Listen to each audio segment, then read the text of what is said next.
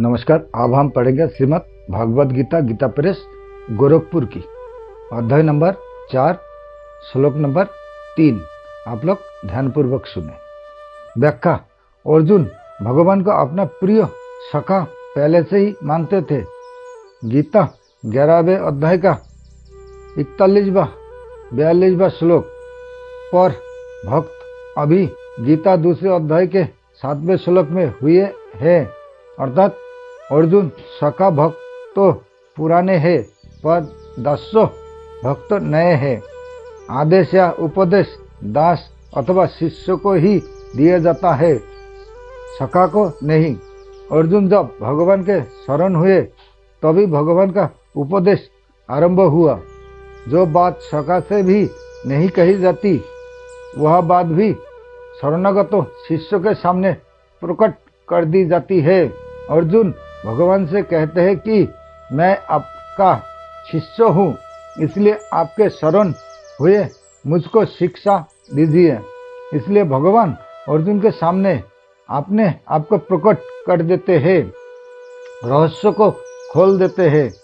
अर्जुन का भगवान के प्रति बहुत विशेष भाव था, तभी तो उन्होंने वैभव और अस्त्रों शस्त्रों से सुसज्जित नारायणी सेना का त्याग करके निःशस्त्र भगवान को अपने सारथी के रूप में स्वीकार किया।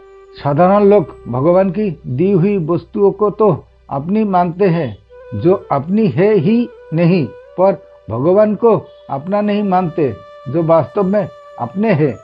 वे लोग वैभवशाली भगवान को ना देखकर उनके वैभव को ही देखते हैं।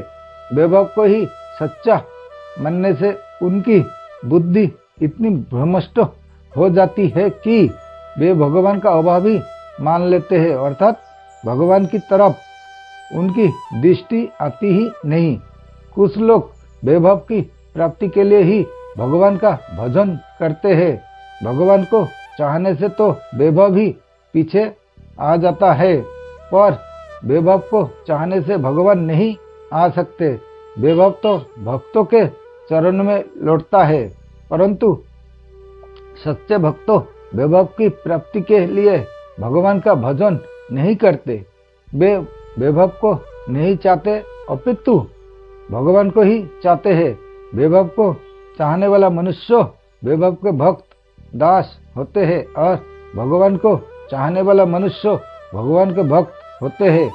अर्जुन ने वैभव नारायणी सेना का त्याग करके केवल भगवान को अपनाया तो युद्ध क्षेत्र में भीष्म, द्रोण, युधिष्ठिर आदि महापुरुषों के रहते हुए भी गीता का महान दिव्य उपदेश केवल अर्जुन को ही प्राप्त हुआ और बाद में राज्य भी अर्जुन को मिल गया। इन पदों का यह तात्पर्य नहीं है कि मैंने कर्मयोग को पुण्यता कह दिया है, प्रस्तुत यह तात्पर्य है कि जो कुछ कहा है वह पुण्य है। आगे भगवान के जन्म के विषय में अर्जुन द्वारा किए गए प्रश्नों का उत्तर देकर भगवान ने पुनः उसी कर्मयोग का वर्णन आरंभ किया है। भगवान कहते हैं कि सृष्टि के आदि में मैंने सूर्य के प्रति जो कर्मयोग कहा था वही आज मैंने तुमसे कहा है। बहुत समय बीत जाने पर यह जोग अप्रकट हो गया था और मैं भी अप्रकट ही था। अब मैं भी अवतार लेकर प्रकट हुआ हूँ और योग को भी पुनः प्रकट किया हूँ। अंत अनादिकाल से जो कर्मयोग मनुष्य को कर्म बंधन से मुक्त करता आ रहा है वह आज भी उन्हें कर्म बंधन से मुक्त कर देगा। जिस प्रकार 18वें अध्याय के 67वें श्लोक में भगवान ने अर्जुन के सामने सर्वगुह्यतम बात प्रकट की कि तू मेरी शरण में आ जा, मैं तुझे संपूर्ण पापों से मुक्त कर दूंगा, उसी प्रकार यहाँ उत्तम रहस्य प्रकट करते हैं कि मैंने ही सृष्टि के आदि में सूर्य को उपदेश दिया था और वही मैं आज तुझे उपदेश दे रहा हूँ। भगवान अर्जुन से मानो यह कहते हैं कि तेरा सारथी बनकर तेरी आज्ञा का पालन करने वाला होकर भी मैं आज तुझे वही उपदेश दे रहा हूँ जो उपदेश मैंने सृष्टि के आदि में सूर्य को दिया था। मैं सख्त वही हूँ और अभी अवतार लेकर गुप्त रीति से प्रकट हुआ हूँ। यह बहुत रहस्य की बात है। इस रहस्य को आज मैं तेरे सामने प्रकट कर रहा हूँ क्योंकि तू मेरा भक्त और प्रिय सखा है।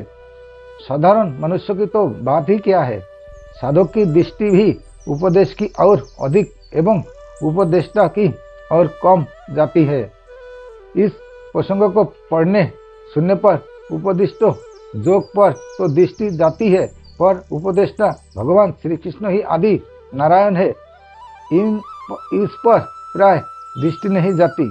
जो बात साधारणतः पकड़ने में नहीं आती वह रहस्य की होती है। भगवान यहाँ रहस्यमय पद से अपना परिचय देते हैं, जिसका तात्पर्य है कि साधक की दृष्टि सर्वथा भगवान की ओर ही रहनी चाहिए। अपने आप को आदि उपदेष्टा कहकर भगवान मानो अपने को मानव मात्र का गुरु प्रकट करते हैं। नाटक खेलते समय मनुष्य जनता के सामने अपने असली स्वरूप को प्रकट नहीं करता, पर किसी आत्मीय जनों के सामने अपने को प्रकट भी कर देता है। ऐसे ही मनुष्य अवतार के समय भी भगवान अर्जुन के सामने अपना ईश्वर भार प्रकट कर देते हैं, अर्थात जो बात छिपाकर रखनी चाहिए वह बात प्रकट कर देते हैं। यही उत्तम रहस्य है। कर्मयोग को भी उत्तम रहस्य माना जा सकता है। जिन कर्मों से जीव बचता है, कर्मणा बद्धते जंतु, उन्हीं कर्मों से उसकी मुक्ति हो जाए, यह उत्तम रहस्य है। पदार्थों को अपना मानकर अपने लिए कर्म करने से बंधन होता है, और पदार्थों को अपना ना मानकर दूसरे का मानकर केवल दूसरे के हित के लिए निस्वार्थ भावपूर्वक सेवा करने से मुक्ति होती है। अनुकूलता, प्रतिकूलता, धनवत्ता, निर्धनता, स्वस्थता, रुग्णता आदि कैसी ही परिस्थिति क्यों ना हो, प्रत्येक परिस्थिति में इस कर्मयोग का पालन स्वतंत्रता पूर्वक हो सकता है। कर्मयोग में रहस्य की बात 3 बातें मुख्य है। एक, मेरा कुछ नहीं है, कारण कि मेरा स्वरूप सत अविनाशी है और जो कुछ मिला है वह सब असत नाशवान है। फिर असत मेरा कैसे हो सकता है? अनित्यता नित्य के साथ संबंध कैसे हो सकता है? 2, मेरे लिए कुछ नहीं चाहिए, कारण कि स्वरूप सत में कभी अपूर्ति या कमी होती ही नहीं। फिर किस वस्तु की कामना की जाए? अनुपत्तन अविनाशी तत्व के लिए उत्पन्न होने वाली नाशवान वस्तु कैसे काम में आ सकती है? 3, अपने लिए कुछ नहीं करना है। इसमें पहला कारण यह है कि स्वयं चेतन परमात्मा अंश है और कर्म जड़ है। स्वयं नित्य निरंतर रहता है, पर कर्म का तथा उसके फल का आदि और अंत होता है। इसलिए अपने लिए कर्म करने से आदि अंत वाले कर्म और फल से अपना संबंध जुड़ता है।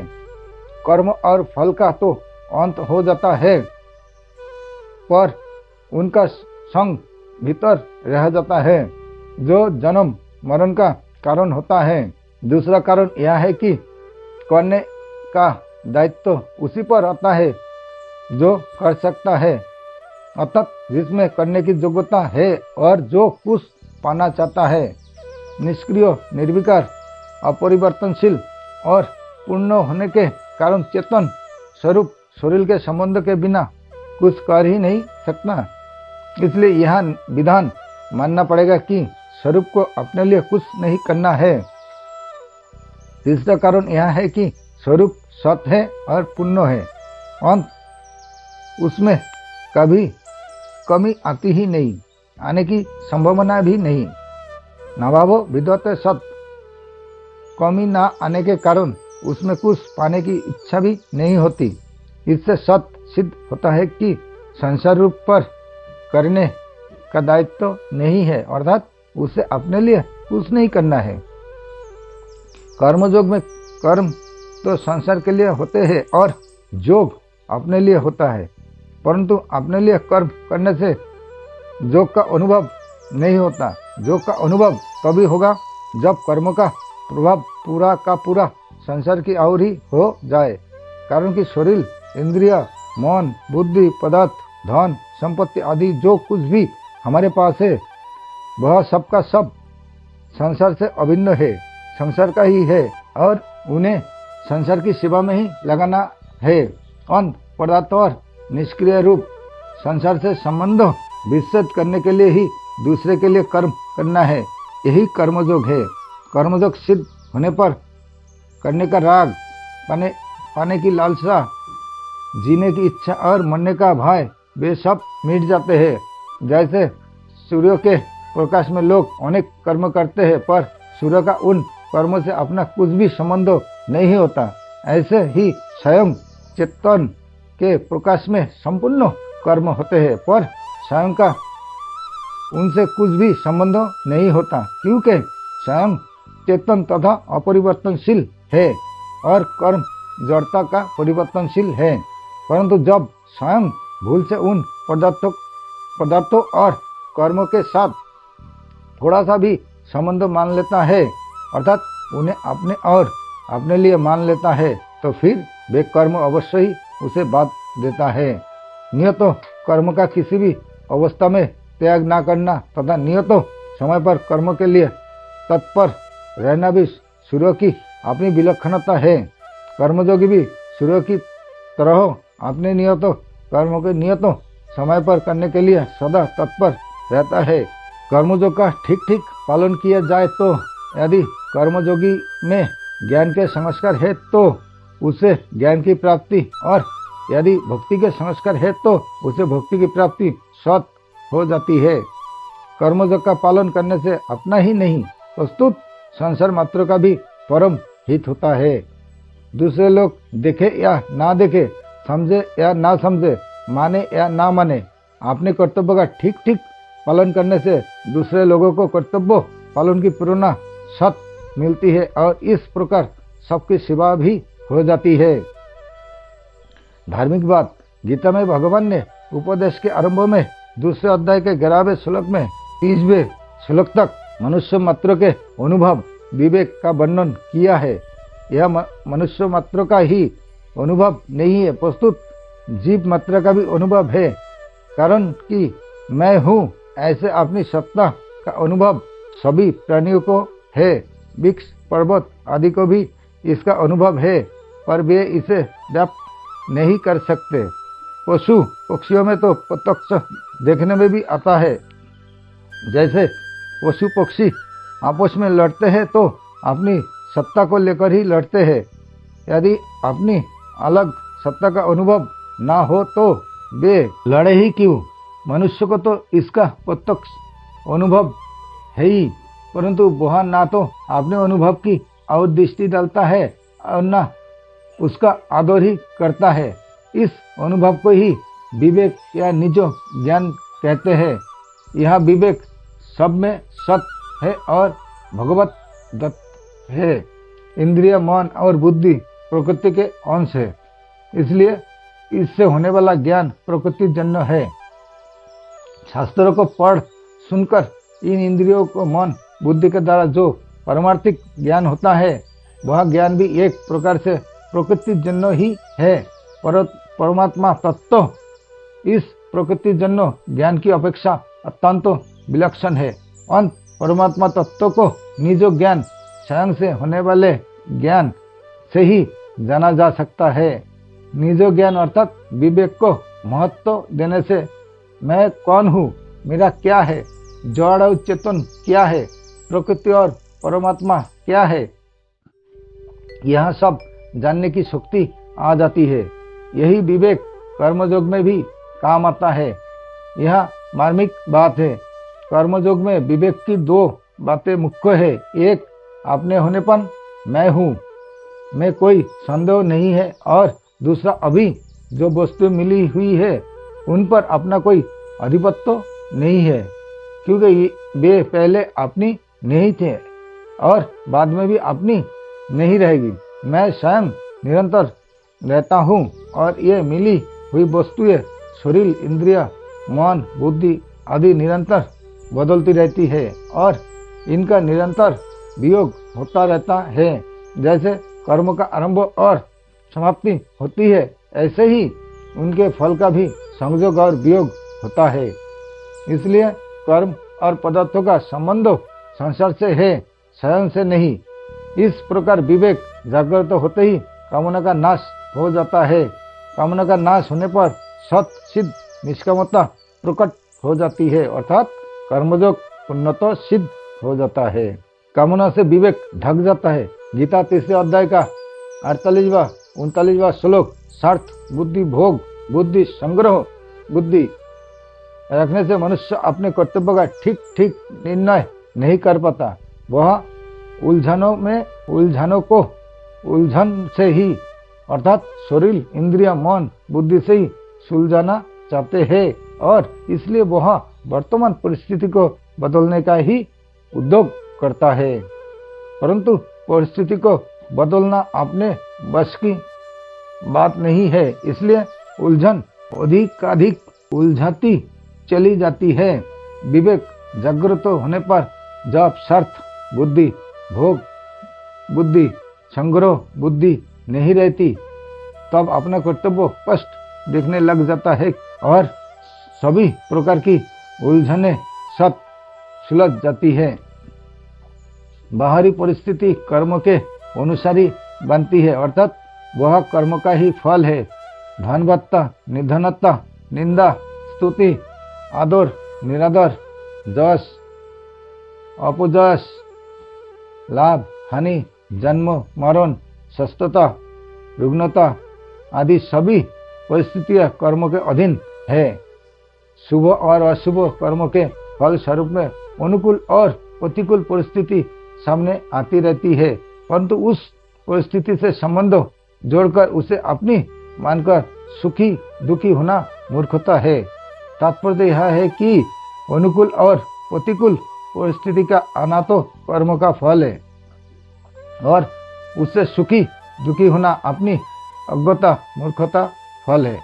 कर्म का फल मिटता तो हाथ की बात नहीं है, कर्म का फल मिटाना तो हाथ की बात नहीं है, पर मूर्खता मिटाना बिल्कुल हाथ की बात है।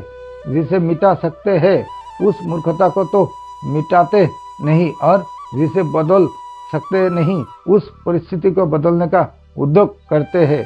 यह महान भूल है।